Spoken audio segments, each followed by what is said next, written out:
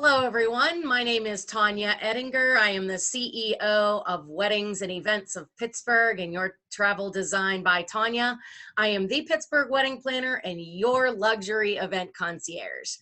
Today, my guest is Tina. Oh boy, Tina Krolikowski. That's Krolikowski. Yes, you're much better at it than I am. And we are talking about DIY on the day of your wedding. Yes or no? So obviously I'm a planner, so I vote no, especially on the day. I'm okay with DIYing a lot of factors in your wedding because it can really bring out your personality, which I absolutely love, as well as save you some money. So, but more importantly, on the day of, you need to save time. And that's what we're here to talk to Tina about, whether you should DIY or not.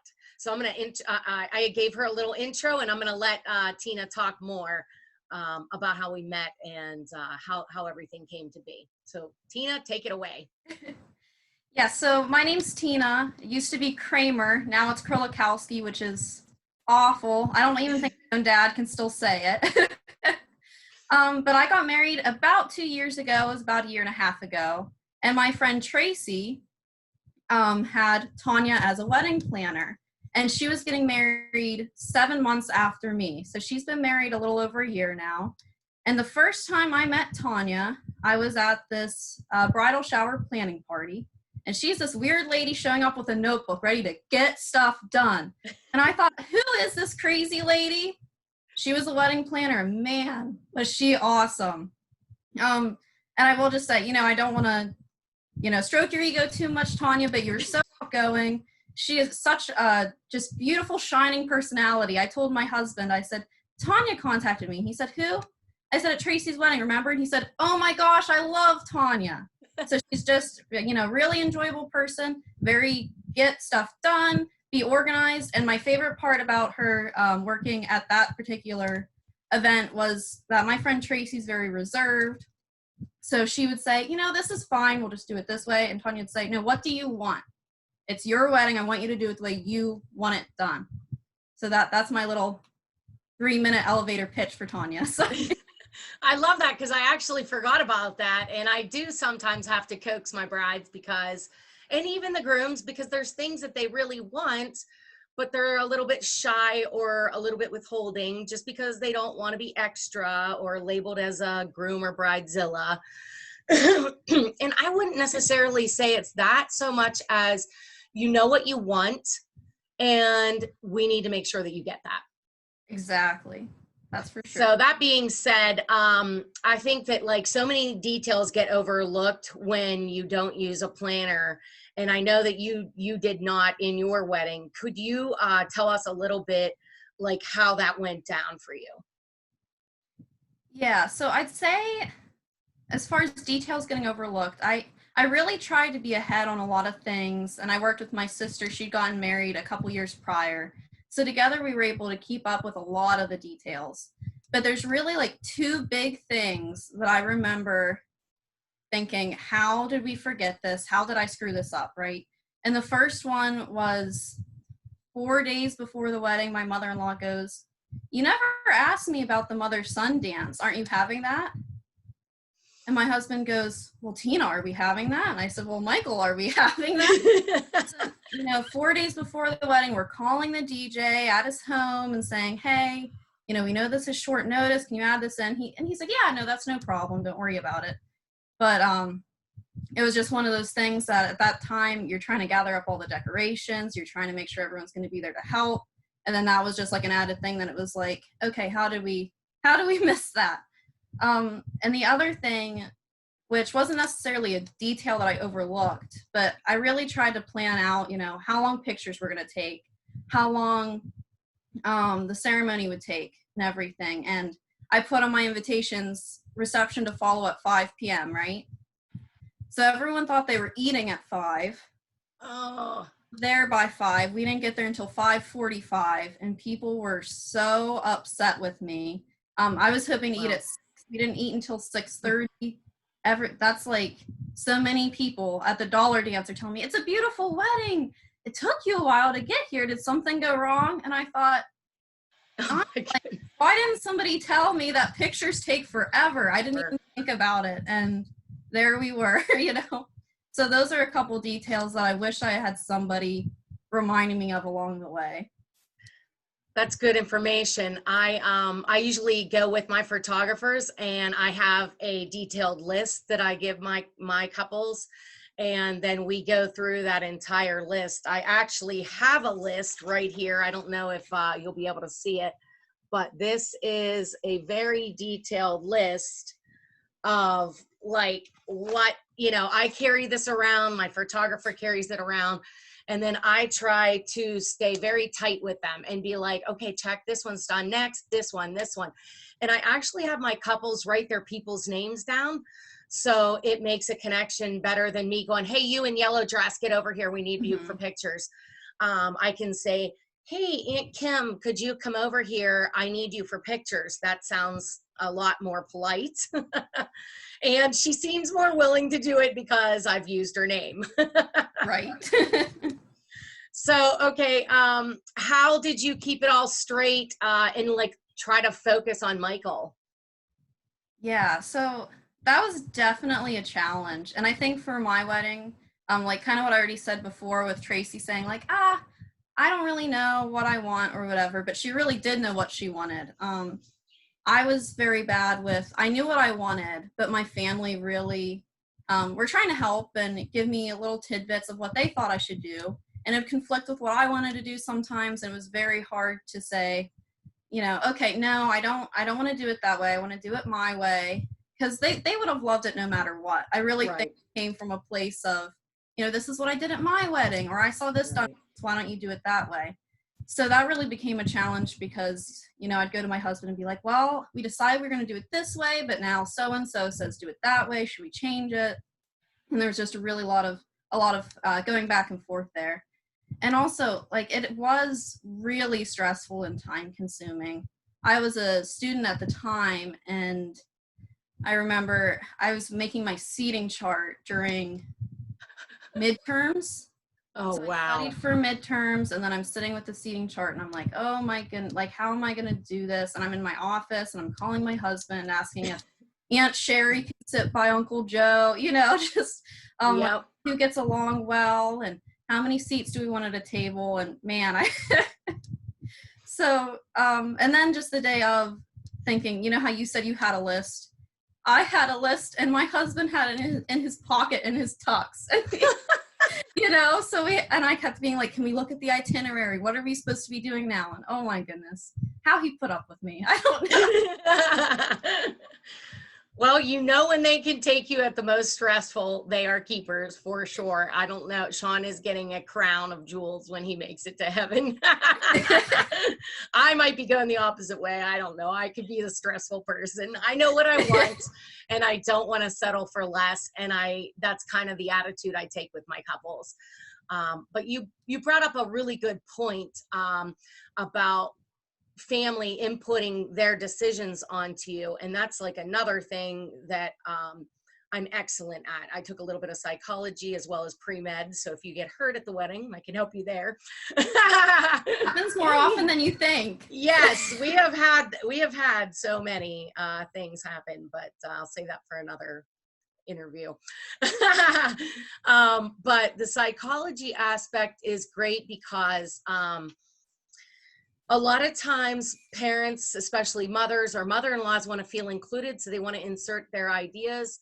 And I can be the buffer between you, letting, you know, it's harsher if it comes straight from you. I mean, you're trying to make her happy because you want her to like you and be able to get along. Family functions, you may be having a baby soon, you know, or just any type of future meetings, you're going to see her. So, you know, even your own mother, you don't want to upset her, and she has her ideas. But when there's a buffer, I mean, they can hate me. I really don't care. True. Sometimes they do. But ultimately, when I talk to them and say, like, you know, your daughter really wants things to happen this way, you know, and ultimately it's about, you know, you're helping to assist in this, and you want her to be happy, don't you?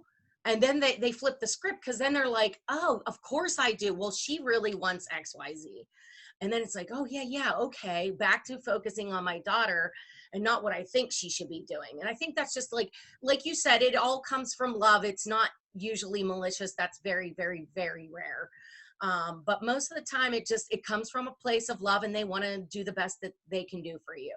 So I totally agree with you there, but I make a great mediator or a blame person, a scapegoat. Yeah. Okay.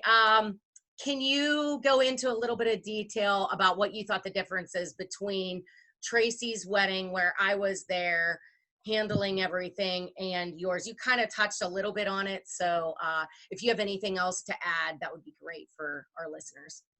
Yeah, I'd say the scheduling, and also kind of like what you were saying there. I really noticed that you went to bat for Tracy. So, if guests were getting squirrely, or, I'm trying to remember if we were late. I think she had trouble with her pictures too, so she was a half hour later. It's all, I feel like it happens no matter what, but we tried to go to the venue, and then the limo wouldn't make it up the hill. It was Yes. I was going to say the limo got Right? stuck or something up the hill, and somebody called me and was like, we're stuck. And I was like, do you need me to come and get you?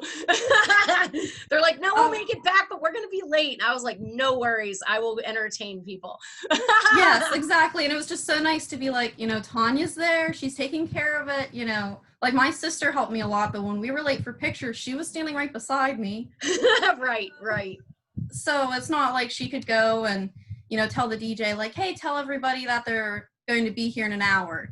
Right. That just wasn't an option. Enjoy another cocktail. Right. And then there's definitely just like less interruptions. So like, interrupted a lot during my day, but there was a couple times when he would come up and ask me stupid questions, and I just thought, why are you asking me? Like, just whatever you think, just handle it. Yeah, like, how do you want the leftovers packaged up? However you do it, it's great, thank you. Yeah.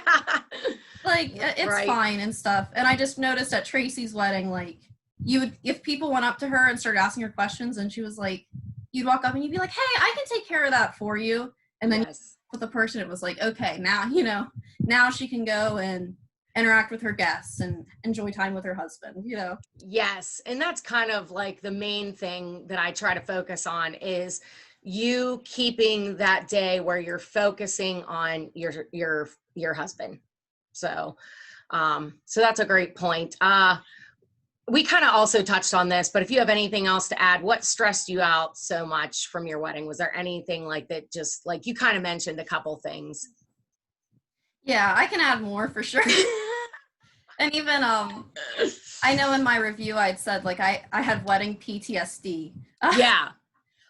That's not like diagnosed PTSD. That's largely a joke. I'm going for clinical psychology, so no, please don't think I'm being insensitive, but it's just, I'm watching my wedding video yesterday. I kid you not. I pulled it out. My husband's out on the road, and I thought, this will be nice. And the whole time I'm like, oh my gosh, the amount of hours that I took. I bought the girls' dresses off of eBay to save some money, which that would have been great, but I had to track down their dress sizes, and then I had to get them in, and then the one wasn't right, and I just like, I'm just sitting there, I'm like, their dresses were so pretty, and I think, was it even worth it? That.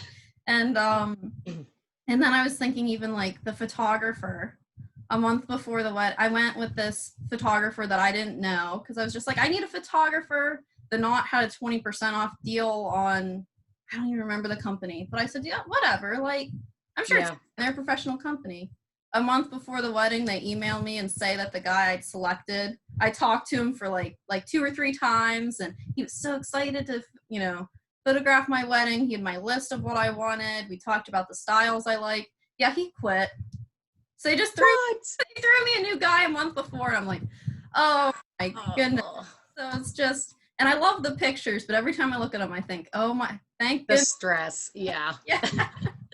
Well, and I agree with you about the PTSD. Like, no, we're definitely not saying that it's related to real PTSD, but there are extreme emotions that you're going through, especially with everything that's going on now of changing dates, lost venues, with venues closing. You know, it is a very emotional struggle to try to like stay positive about everything that's happening. And you know, even with your eBay issue, you know, that was, it sounds very stressful. And while it's not like reoccurring PTSD from a war, it is a form of psychological emotional distress. And you know, because you want everything to be just right for your wedding, you don't want anything just whatever, you know, like it's a special day and it is the first party that the two of you are throwing together, and all of your friends and family are coming together for this. So you definitely want everything to be just right. So I totally, I get where you're coming from, but definite disclaimer, like we're not trying to say that we, you know, are having a mental, emotional thing, anything comparable to that. But just for help to describe, we're using those words. So hopefully you'll bear with us and not be too judgy. But I totally get where you're coming from. So looking back, what would you have done different, if anything? I probably would have. My husband wanted me to hire a planner so bad. And like the closer it got, the more he was like, let's just hire somebody. They'll take care of it. His sisters have wedding planners. He's like, let's just do it. I said, no, I'm doing it myself. My sisters did it themselves. I can do it myself. And now I kind of think sometimes like, maybe it would have been just worth the cost to just do it. And then I wouldn't have had to deal with all those little details. And at the end of the day, you don't get like some kind of trophy for doing it yourself, you know, right? Wedding because it's a beautiful wedding. And, you know, maybe it would be just as beautiful without a planner. But if it can take an ounce of stress away, you know, you're still going to have a great time. You're going to have a better time and your guests will have just as good of a time. So, Yep. Well, thank you for everything. This has been an amazing talk. Tina, what last words of advice do you have for our listeners? I would just say, you know, like for me, money was like a huge concern because I was a student and, you know, my husband wasn't making a ton of money at the time. And, you know, so I said, you know, no wedding planner, you know, get the dresses off eBay and all these things. And in the long run, like everything worked out fine. It was beautiful. And that was like the kind of wedding that I wanted. Yep. But frankly, sometimes I wish that I just spent, you know, a couple extra dollars on some of the stuff and just not worried like so much about being thrifty. You know, like I probably could have just bought the centerpieces instead of making them all myself by hand instead. Like you said about the DIY, like I love DIY. I think it's fantastic and I did it. And like I said, I was very happy with my results. But at the end of the day, nobody noticed that I'd spray painted the vases. But, you know, you know, it took me hours to spray paint the vases. They wouldn't have cared if they'd been, you know, white instead of blue. You know, I agree, but it's the little details. And I think you're right. Like it has to be a decision made for you. Like whether you are trying to be thrifty or you don't want to deal with the details, you know, having a planner or not having a planner is ultimately a decision that you and your fiance should be making together. And then going with what's best for you. Neither one of us can tell anybody what to do. We can only offer you advice and things that have happened to us in the past. Exactly. Yep. Very true. And, you know, at the end of the day, it's your big special day and you're going to love it, you know, even with absolutely video and thinking, oh my gosh, I can't believe I did that. It's still a beautiful day. And, you know, I still loved watching it. So, you know, still brought tears to my eyes. So no matter what, you know, if you want to make the day special, it'll be special. Agree. My wedding, I got married in the 90s and we were just talking about videoing and a couple was debating whether they should get a videographer. And I said, I love to watch my video, especially if my husband's out of town or something like that. But my video makes me sick because we had the news anchor cameras that went up on your shoulder. And this is how my video is like, anything that distracted the video person that was a friend, a family member actually. It's kind of like being on a roller coaster ride. But you know what? Even though it's herky jerky, just like you said, like, it's not so much the perfectionism of it. It's the fact that I can see people that are no longer with us in that video. I can see what my decorations looked like, what my bridesmaids' dresses looked like. I can see what my centerpieces look like because my memory, it's not there from that far back. It's funny the things you forget. It's funny the things you forget. And the day goes by so fast. It's like, whoo, when did that happen?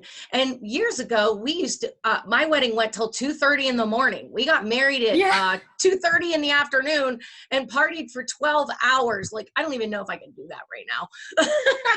No, that's what my dad always would say that too. He's like, your reception's ending at 10. I was like, that's what they say to end it. And everyone was leaving and it was fine. But he's the old days, it didn't used to be that way. Yeah, we would go to the wee hours of the night. Holy smokes. In the beginning when Sean and I first started doing the DJing and planning in 1999, they went long. Well, the ending now at 10 or 11 makes cleanup way much easier for me because I'm actually ending my evening at 1 or 2 o'clock when I finally finish packing up all your things. So it actually works out for me. Well, thank you so much, Tina, for your time and your insider information. So this has just been super helpful, and I appreciate you and your time today, and I'm sure our guests will too. Great. I really had a fun time. Thanks for having me. Absolutely. All right, here's some magic for you. See you later. Bye.